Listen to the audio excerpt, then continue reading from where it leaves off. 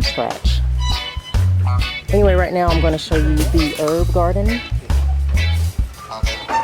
around the fruitless mulberry tree.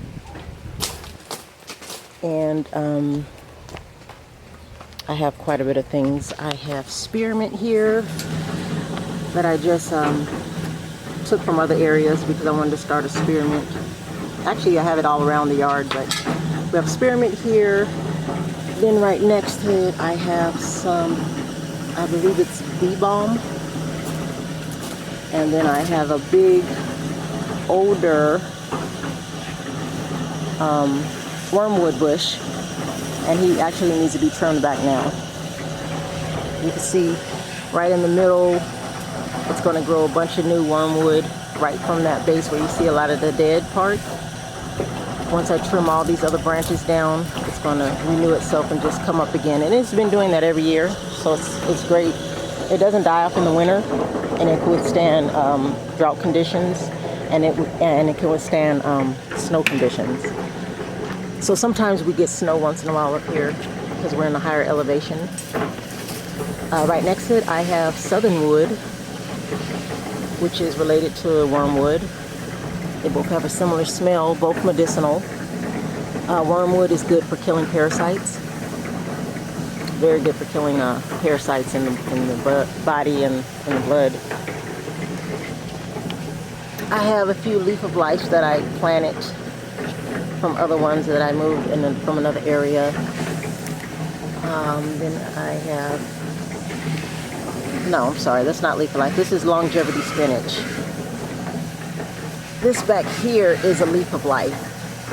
It's a succulent, very nutritional succulent. I have some kind of sage here, and I can't remember what type it is, but it grows little cluster flowers that are very pretty purple in color.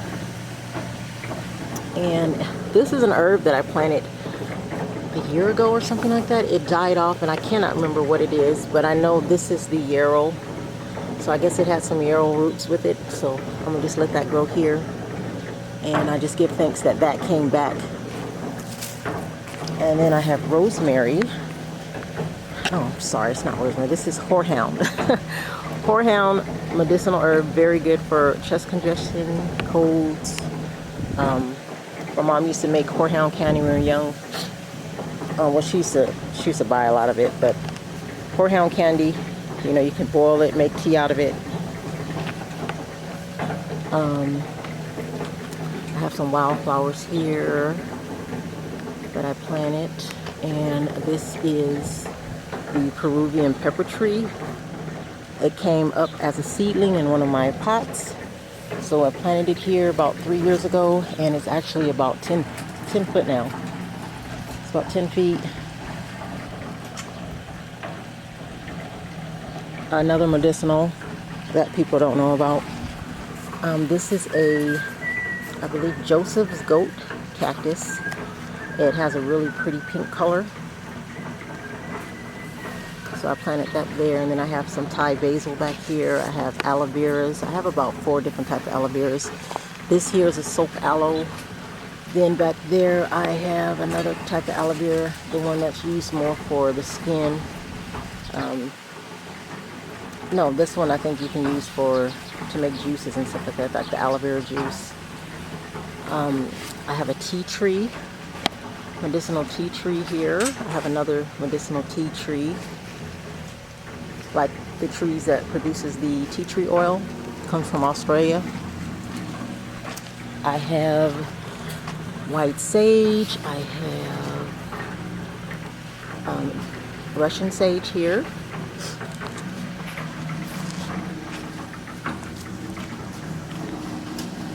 So as you can see, I have quite a bit of different herbs here, and they're doing well underneath the mulberry tree. This area gets a lot of the sun in the day, so that's why I decided to plant the white sage and the tea trees and stuff in this area. So as time goes by, oh, I wanted to show you here too. I have a bunch of, we also sell plants via our website. Basically, it's urbanhomestead.weebly.com, and These are a lot of the plants that I have cut and potted. We have a leaf of life. I have some of the Vicks plant, another leaf of life. We have chaga, chaya, another good. You eat the leaves like greens, kind of steam them. Very good nutritional plant. Of course, we have moringa. That's one of our main plants that we grow is Moringa oleifera. We also grow Moringa stenopatella and Moringa hybridante. So we got a lot of moringa here. This is another moringa. All moringa. So until next time, please sign up, follow us, and sign up on our mailing list. Also, if you're in the Southern California area and you are an herbalist or you make teas or you do any of those kinds of things, pretty soon we want to have like network classes, workshops, maybe tours. So if you're interested in maybe doing a class or something to that extent sometimes, please go to our website and sign up for that, because I will be sending the mailing list out pretty soon about the events and the tours that we're going to be having. Thank you for watching. Until next time, peace.